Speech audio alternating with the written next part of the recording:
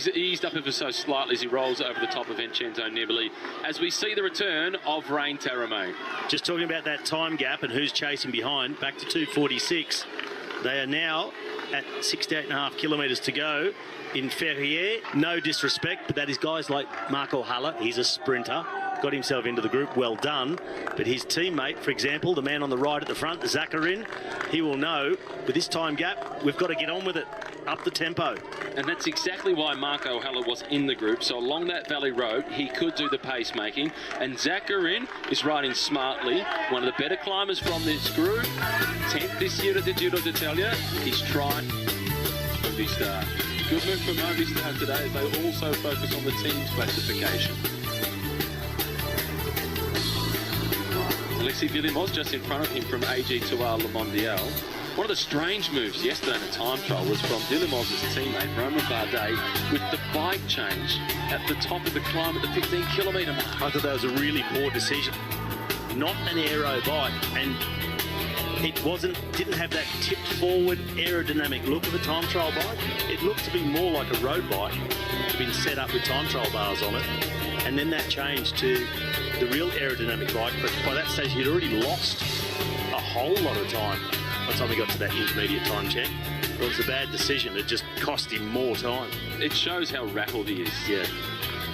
That was grabbing at straws. Yeah. Romain Bardet is down into 17th at 5 minutes and 46 behind. And this is a guy who 2 years ago was 3rd overall. 3 years ago, he was in 2nd place overall.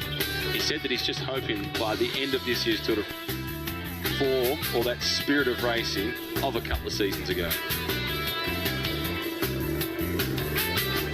As a sprinter, Robbie, what are the thoughts going through your head? It just so happens, I was having a look on Graham this morning, Caleb Ewan's Instagram story. Fact of the day, I'll have to go harder than the person who will win the stage just to stay inside the time cut. Crying face emoji.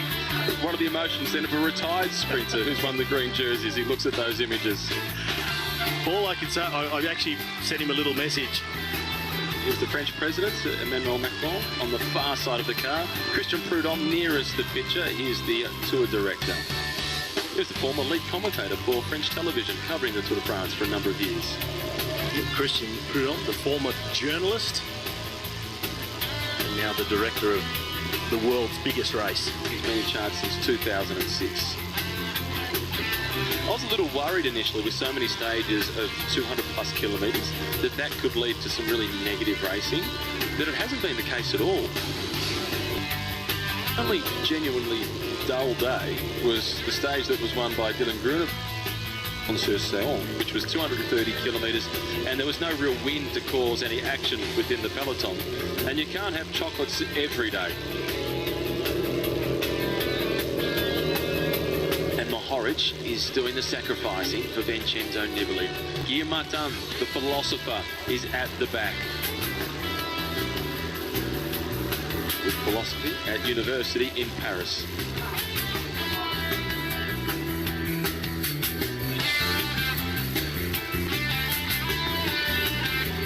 Peloton's still pretty much all together. Group Armour FDJ doing a lot of the pacemaking. It's the time trial specialist now who was on the front. William Bonnet has gone from the front. It's now over to Stefan King who is setting the pace. So far things are working out well. They're still very early in the stage, less than halfway through. Luke Rowe, the first of the riders from Ineos. The rider that just wiped his nose then, that's that David Goudou. 22-year-old Frenchman, brilliant climber. He'll be crucial to the prospects today of Thibaut Pinot.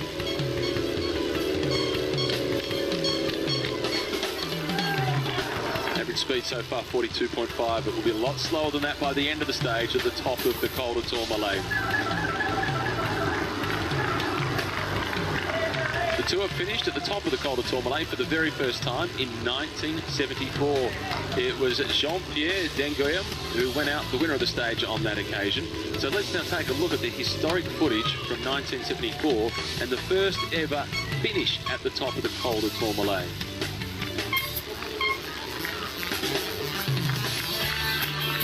This is Matteo Trentin. also feeling the effects. I wouldn't expect him to be dropped just yet from the big group, but maybe also feeling the effects of that breakaway the other day on the way to Bunya de Bigor. It went super deep, but they got the result as Simon Yates won. Roger Kluger. 166 is Roger Kluger. The upside down 13, Marcus Burkhardt. You'll see a lot of riders here doing the maximum to try and hang on over the top of the Salur to get a free ride down the valley. It's a bit of descending, then a plateau, then gently downhill down the valley, and then quite a bit of flat before they hit the foot of the Tourmalet. And being such a short stage, the time cut will be short as well. If you can possibly hang on, you're much better to get over the Salur, and then you're safe. Haven't seen many of the sprinters. Well, one of them's in the breakaway wearing the green jersey and setting the tempo at the front. Peter Sagan again. There he is. Sagan in third position. His former teammate Vincenzo Nibali now setting the pace. Since Ilnaz Zakarin got this group moving once again, they're back out to 2 in the right direction. Hoping to get to the top of this climb and collect the maximum points. 10 points on offer at the top of this climb. And it's 20 points for the top of the Col de Tourmalet.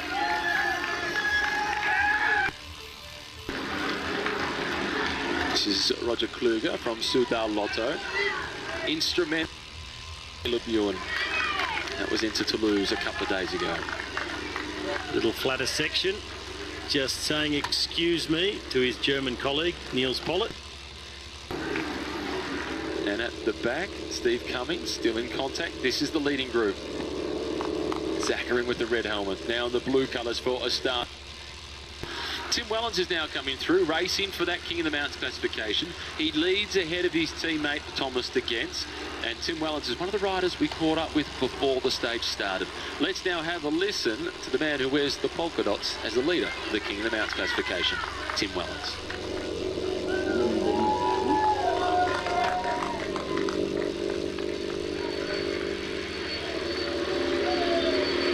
That was Marc Soler setting the tempo, and Andre Greipel is one of the first to pay the price.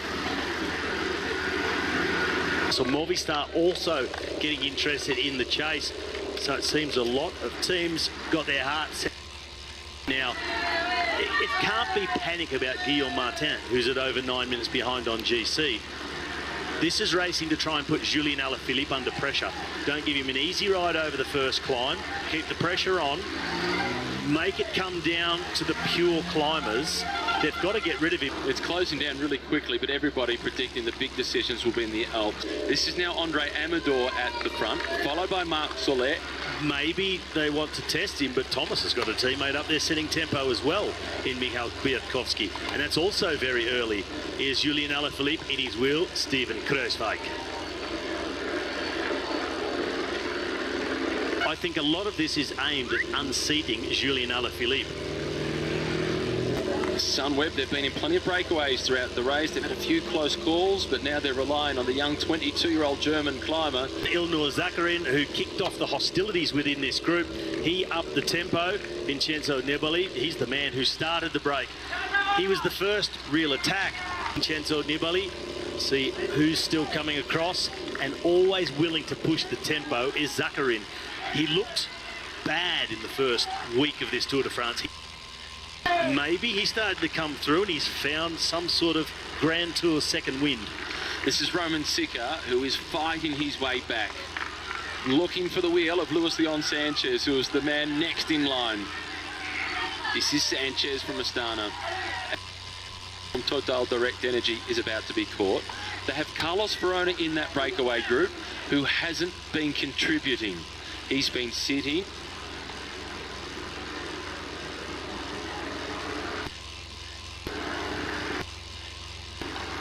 Still two riders. Geraint Thomas, Richie Porte making his way further up towards the front. It will not be a big group as they come over the top of the Salur. There's a big split. Yes. Ned Berhane, the Eritrean national champion, had an opportunity yesterday to have a good... Riders you wouldn't expect to be in contention on this stage. Simon Clark, number 93 in the pink and purple of Daryl Impey. Luke Durbridge, 102. Number 92, Alberto Bettiol, the winner of the Tour of Flanders. This group just getting itself organised. This is Michael Matthews now in the red colours, that familiar figure. Colours from the Koenig Quick Step. Next one going backwards, that's Anthony Roux, former French national champion. Rosetto, Perez, always together. Roman Bardet is in this group, so no, that's Michael Chirel. I thought it was Bardet for a moment. That was Michael still in there. Also overboard, Oliveira from Movistar, Magnus Cort. Plenty of drop riders to look at with on. It is Johnny Moscon, number 5 from Ineos. There he is, Roman. 2019 has been a write-off. This is a man who's finished 2nd overall in the Tour de France. 30-plus riders surrounding the yellow jersey, and Bardet is not amongst them. I'll be surprised if Romain Bardet finishes this Tour de France. It's been a complete disaster. I don't know what the exact reason is, just lack of form. Is there an illness or injury that's been kept quiet and he's being found out? But this is not where he should be in this current sort of form.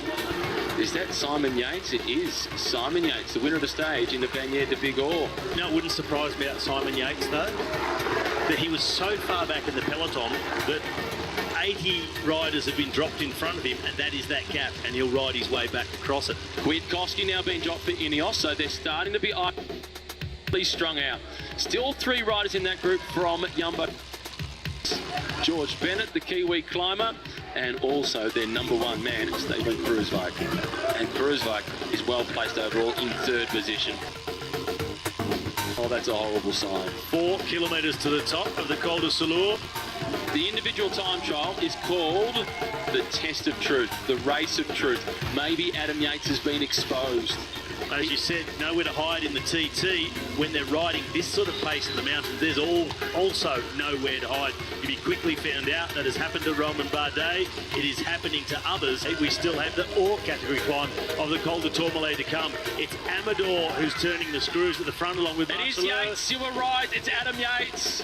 Mitchelton Scott, they built their tour around Adam Yates. Maybe they had an inside running. They thought Yates wasn't at his best. His brother Simon fights back. Come on, Adam, let's get on. Even if he does, the signs are bad for the Tourmalet that awaits. He follows the pace of his twin brother, but that gap also just opening up very slightly. He's already in this much trouble on the Soulur. That looks game over. That looks like game over for the rest of the day, you're right. It's game over for his objectives in this race. He's been 4th in the past. He's won the white jersey as the best young rider. Mitchelton Scott now, they can't back him to try and finish high overall, surely. They can't give up yet on this stage. They've got to hope it's just a bad moment and he'll ride his way through it and come good late in the stage. It's a very short stage and quite a quick start coming off the back of the time trial. Super intense effort. They've got to hope again. That's what it is, but it's not looking good. This is just the start, Robbie. Another big day in the Pyrenees tomorrow. There's a really bad signs for Adam Yates. And Jack Haig has dropped back. Number 103 has dropped back to support Adam Yates.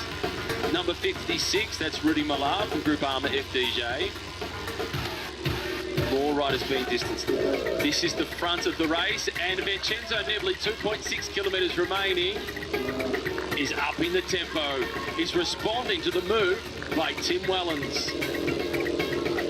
Wellens, he's on the hunt for the 10 points available at the top of this Category 1 climb. Nibali, he just sees an opportunity to get rid of a few more and go on the hunt for a stage win. And trying to herd one of the spectators out of the way as the peloton come. Good work from the spectators. The spectators were good yesterday with Wout van Aert, with the cow on the side of the road. Even better today. It was impressive.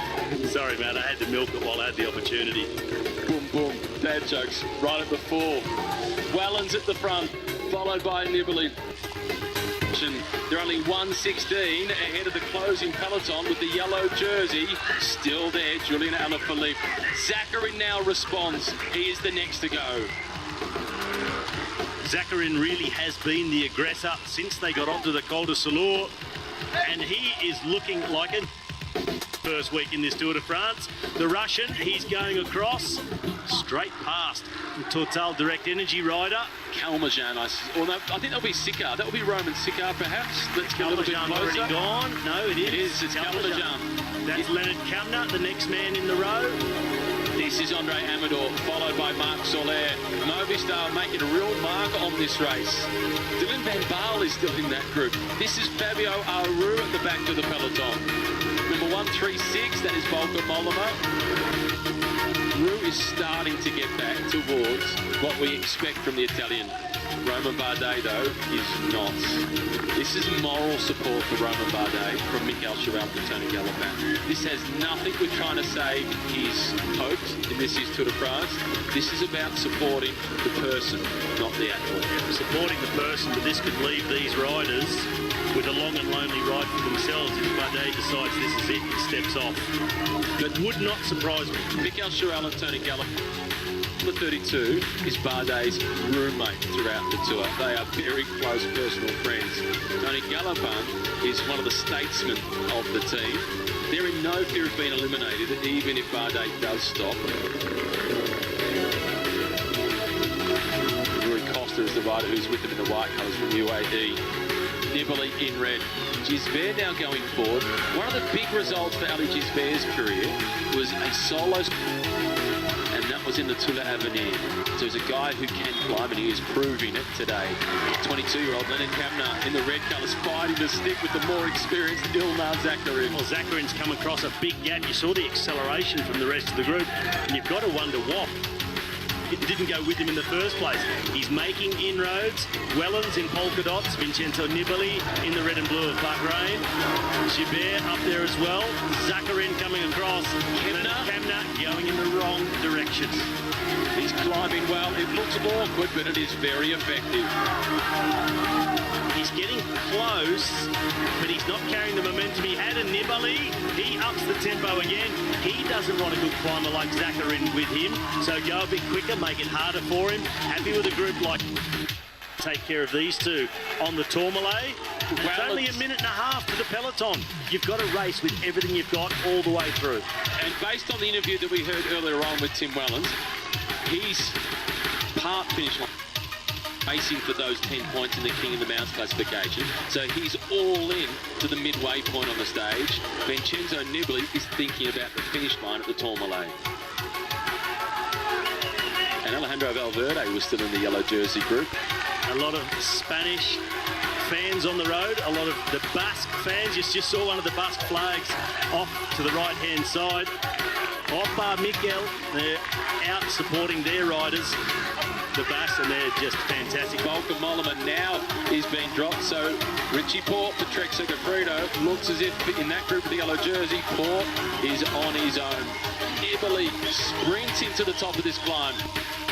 Stage victories and maybe even the King of the Mountains jersey. He's got the current leader of that classification with him.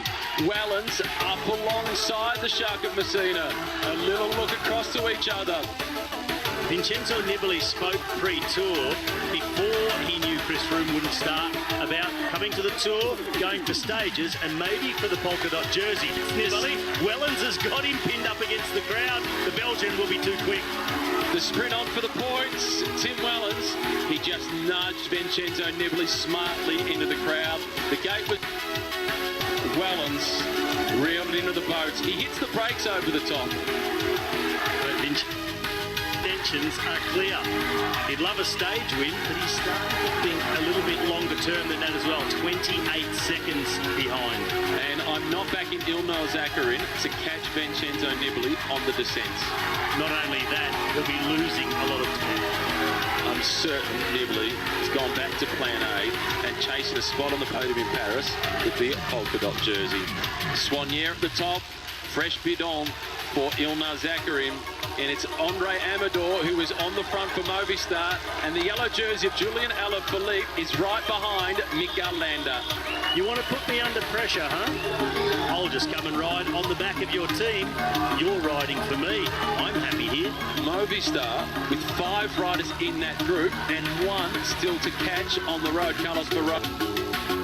So too number 3, which is John Castroviejo. This is Andre Amador, the world champion, his teammate, Valverde. This takes me back to last year's Tour de France. We saw some really aggressive riding by the Movistar team.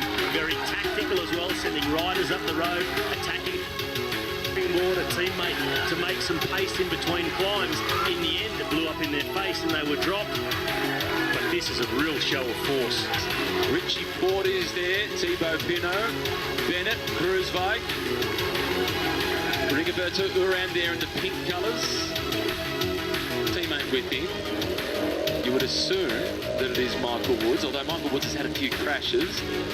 Kanel Kanga, the Estonian from that team, is also a world-class climber. Movistar with Andre Amador on the front, they'll be looking to not only have put pressure on the climb, they'll be putting pressure on the descent. Amador is a very good descender. He'll be dragging them down there very quickly indeed. Adam Yates still not onto the back of this group.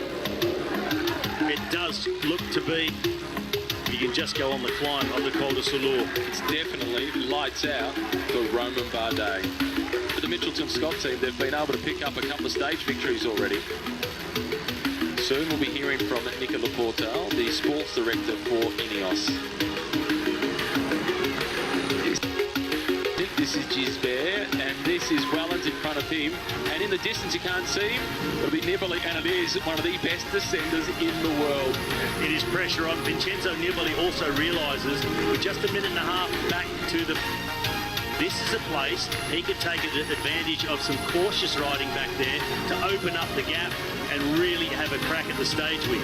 If you like watching fast descending, I suggest you get online and you have a look at Vincenzo Nibali descending off the Poggio last year to win Milan-San Remo ahead of the sprinters.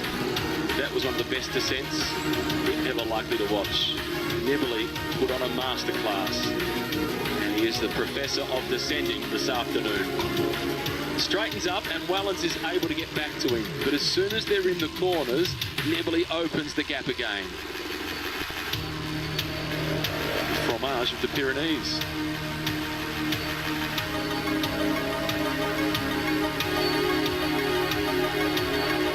We've seen plenty of cows to help with production of that cheese. And here's the reinforcements for Movistar. This is Carlos Verona. He will stay on the front and drive it through the Valley Road.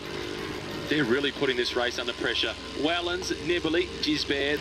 That Quintana has his heart set on a big performance, and not just an emotional, it's got to be this day because of the date. Nairo Quintana will be feeling really good. He will be having great confidence in his own ability. We saw him do it last year when the roads got above 2,000 metres altitude. He would not have his team ride like this if he wasn't feeling in the right. Last year that win, high altitude finish above 2,000 metres, shortest road stage of the race. Today, shortest road stage of the race, high altitude finish above 2,000 metres. All the ingredients are there for Nairo Quintana, and I'm of the view his form this year is better than it was last year. And it seems to suit him really well. A short stage that's intense from start to finish. No let up, no tempo riding on the climbs. Keep everybody at the limit for as long as possible. And then when he gets to those higher altitudes, where we have often seen the Colombians come into their own, maybe another man that's liking this is Rigoberto Urán. Being relaxed at the back, a classic Rigoberto Urán, rockstar style, comes in late.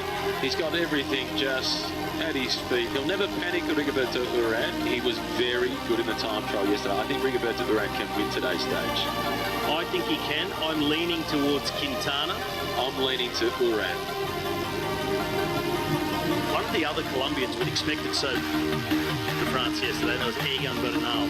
And today, surely he has to work for Geraint Thomas. You would think so. Egan Bernal, he said himself yesterday, after the time trial, it was a bad day to have a bad day. Who knows if he's already back, but I think you're right. The hierarchy in that team now has got to be first for Thomas. If Bernal doesn't have to work, see what he can also do to stay up there. Green jersey Robbie in the mountains. Peter Sagan hasn't yet been caught by yellow. A bit of discomfort early on as we come past L'Église Saint-Félix in Alca. But Peter Sagan got himself into the breakaway, helped his friend Vincenzo Nibali get away.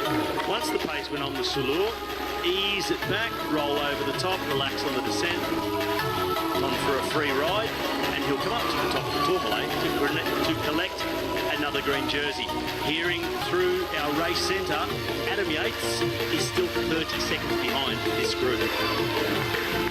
There's a little bit more descending to come. I'm not so sure they can close 30 seconds. Simon and Adam plus Jack Haig. This is Vincenzo Nibali in the red colour. Leader of the King of the Mountains classification in third spot, Tim Wellens. He's extended his advantage today. Enzo Nibali wants the polka dot jersey. He's shown all the signs. He said that he was aiming for stages and the King of the Mountains jersey. It was only when those guys had their bad luck with the crashes that he started to talk about. But there's the gap for Adam Yates behind the peloton. Set to the course, the leading breakaway group of 3, they're off in the distance. Yates could almost see the convoy of cars behind the peloton. I think he will be able to make contact again. He's going to spend a lot of energy in the process and a lot of energy of his brother Simon and his teammate Jack Haig. Well, over the last 2 minutes, they haven't gotten any closer. They're still at 31 seconds, in fact. They were into 29. They are losing a little bit of time to this group. I'm not confident for them. He's been a stage winner at the Tour of Limousine. He was 5th at the Mont Ventoux Challenge earlier on this year. He's riding the Tour for the 3rd time, and he's only 24. He's got a lot of experience for a 24-year-old. Gap for Yates is only a couple of hundred metres behind that main peloton. I do think he'll get there, but then they pay a really hefty price. But look at the gap for Romain Bardet. He's almost 3 kilometres behind the yellow jersey group. Here is a chat with Yates before the start of the stage. Oh, sorry, a little bit of confusion. Yates is at 10 seconds behind. Next, we're going to be hearing from Thibaut Pinot. So Yates is at 10 seconds behind. He will get there. Well, if I view Yates, well, he was at 30 seconds like we were seeing, but that wasn't his group. They've created the barrage, though, Robbie, to make him earn every metre. It's going to be difficult. I thought the convoy was going to be the launching pad to get him there. The UCI, the commissaires, have done the right thing by creating that barrage. They have. Not in this race situation. You do not get a free ride back across when you're a contender and you've been dropped. Let's now go back to the start of the race with Thibaut Pinot, the Frenchman from Groupama FDJ. As Jack Haig is closing it down, Yates will return. He makes a very good point, Thibaut Pinot. You can only make a plan that your legs can execute. Clearly, he's confident, though, with the amount of work we've seen his teammates doing from Groupama FDJ. This is the second group on the road. The red colours at the back of that group. That was Ilmar Zakarin. These are the riders they're chasing, and again into a technical part of the descent, and the gap that has been opened up by Vincenzo Nibali.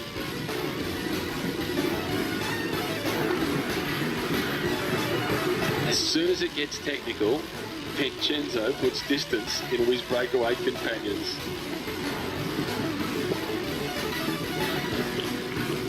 "57 seconds the gap for the chasers. Zakarin has been caught by Luis Leon Sanchez and others." The problem for Vincenzo Nibali gapping these two who have been working smoothly with him, puts himself on his own, and he's got an 18-kilometre section through the sprint, through the feed zone, and to the foot of the Tourmalet. He'd be much better off with 3. So he's only a few seconds in front. He'll probably ease up and wait. It'll be the best thing to do in terms of going for the stage win. He's already around the next corner as Wellens and Gisbert are still exiting the previous one. So they'll come back together. I think it's Vincenzo Nibali just making sure they push on as fast as possible, give them something to chase, also gives them a marker on the descent. Follow my line. He's at 3-4 seconds in front. They see his entry point, a little bit of braking. They can judge it much better too. Makes them better descenders. And the complete opposite to that, in the group at 28 seconds, Ilmar Zakarin went over the top of the climb ahead of Sanchez, Sikar, Kamna and Kalmajan. He's now been caught by those 4 riders. Position in that group, and every single corner they go through, this is the peloton containing the yellow jersey of Julian Alaphilippe as it swells again. Number 3, Jonathan Castro Viejo returns. Yep, so Yates is back there. guy coming into the race as a genuine contender, having before finished 4th overall, having won the white jersey for the best young rider in the Tour de France in the past, and then being dropped on the Category 1 climb when the real focus of the day is the big one at the end, the Tourmalet, the all-category climb to the finish. His morale has taken a beating. It has a real beating. He needs a fresh start, Romain Bardet. He looks like he needs a holiday. Not just physically, but psychologically, perhaps more so than even physically.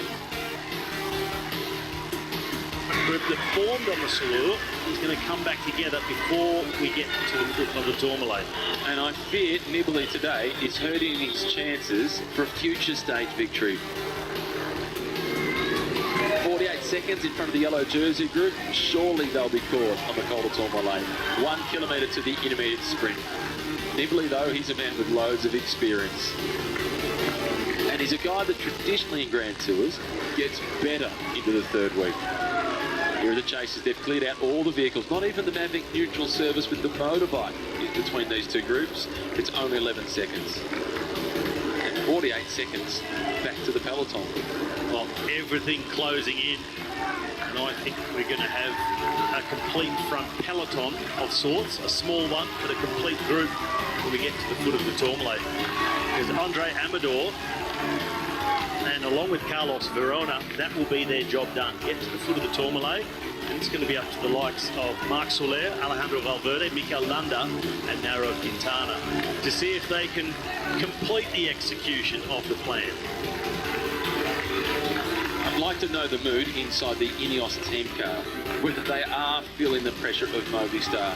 That's what Movistar is trying to achieve. They want to put the team of the defending champion under pressure. They also want to put Alaphilippe under pressure. Yates back at the peloton looking for drinks, both Simon and Adam. Almost at the intermediate sprint. Wellens in front. Gisbert in 2nd position. Nibali in red. This will not impact on the leaderboard in the battle for the green jersey.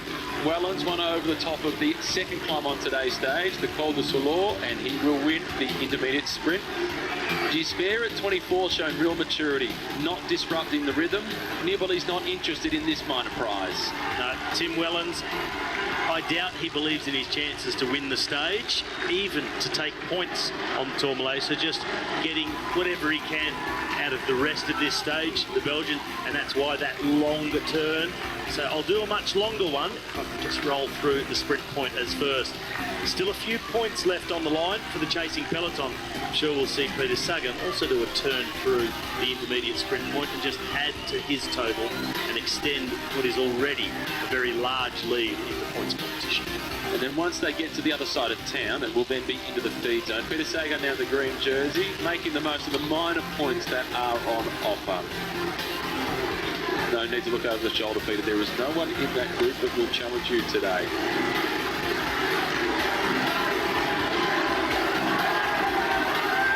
Extends his lead further, on target for a 7th victory in the points classification. 3 riders from Mitchelton Scott at the back of the group. This is the Abbatiale Notre-Dame de Sanson in Saint-Savin. And this one, Benedictine monastery that was founded around about the 9th century on the ruins of an old Roman palace. In 945, the Counts of Bigorre richly endowed the abbey by purchasing the land and giving them the opportunity with the Benedictine order to build the abbey in this position. It was declared part of the national estate during the French Revolution, and throughout the 1990s, they did a lot of refurbishment, and it now houses a museum of religious art. This is a Pic Midi d'Ossau, high in the Pyrenees. This is the Pic du Midi de Bigorre. The observatory we saw earlier on in the broadcast, right at the start, that's even overlooking the Tourmalet, well above, around 3,000 metres, just a touch under. 2,850 something. Correct. That's roughly what it stands at. It was good to see earlier on as well. There was somebody there dressed up as an astronaut. Today marking the 50th anniversary of the moon landing. This is the leading group. Kalmajan at the back in the blue colours of Total Direct Energy. He's found his form. He, by his own admission, was really struggling in the first week. He's now been in a couple of important breakaways. Wellens with the King of the Mountains jersey. Nibali collecting the musette bag from the side of the road. If you have just joined us, let's now take a look back at the stage so far and show you what you might have missed out on.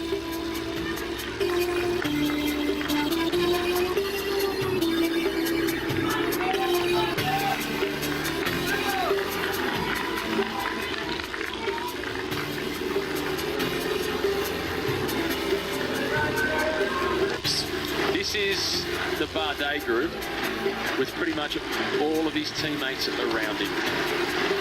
7 riders from AG to Le Mondial in this group. The only one missing, Alexei Vilimozak, didn't spot there. It's a sad sight to look at the size of this group with non-climbers in here and lots of them. Missing a lot of sprinters. This is Roman Sicard at the front of the race for Total Direct Energy. Trying to get himself onto the foot of the Tourmalet first as they ride up the Valley Road. Vincenzo Nibali, he just continues to tap out the rhythm. So don't worry about attacking up the road. Let's try and work together, see if we can possibly open this gap. If the peloton take their foot off the gas through the feed zone, we might be able to take a few more seconds. And for Roman Sicard of Total Direct Energy, this is as close as he'll get to his home region. He's from the Basque country on the French side of the border. Well, looking to impress the family and the fans and not taking their foot off the gas whatsoever is Team Movistar.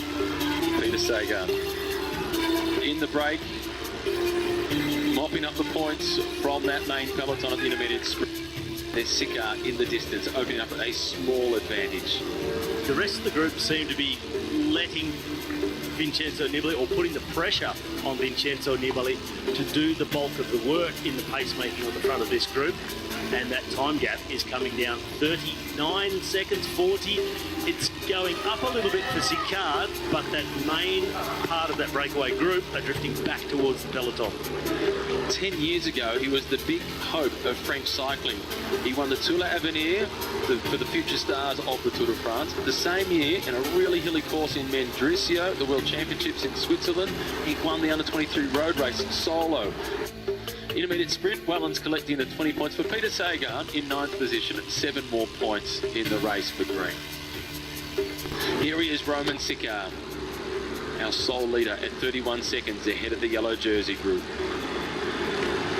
And it's a technical descent, so you've got to think of those numbers in terms of a really winding technical descent where you don't get a long straight section to build up really high speeds for a long period.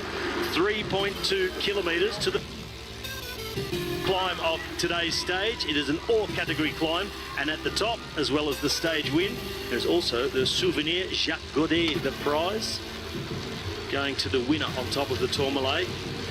The highest point in the Pyrenees they will race. It's the highest paved road in the French Pyrenees. Not too far away from the Spanish border, super motivated today, and their Colombian star, Nairo Quintana, is priority number 1. Fear, in a similar way to Simon Clark when he was in the breakaway, that once they hit the bottom of the climb, the tank will be empty, and for Roman Sicard, this with the most combative prize, he has not won a race in the pro peloton. 10 years since his last victory, that was the Under-23 World Championships in Mendrisio 2009. Is break it down into bite-sized pieces.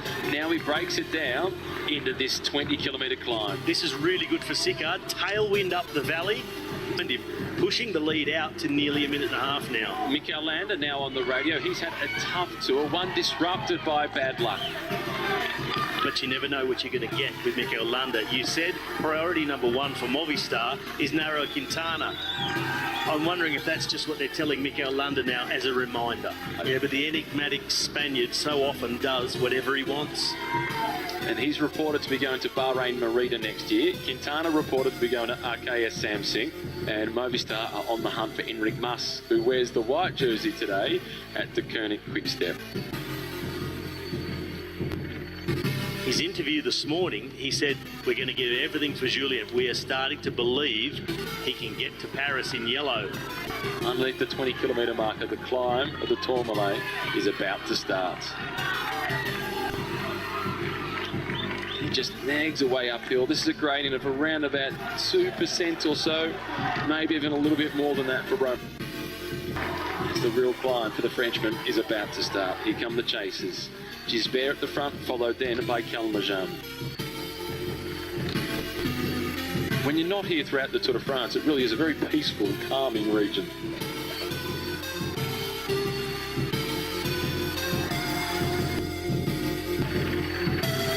This is the Chateau Sainte-Marie, which we're now getting a chance to look at. This was built by the Count of Bigorre back in the 10th century. It housed also the Hospital of St. John, later the Knights of Malta, then the English garrison during the 100 Years' War.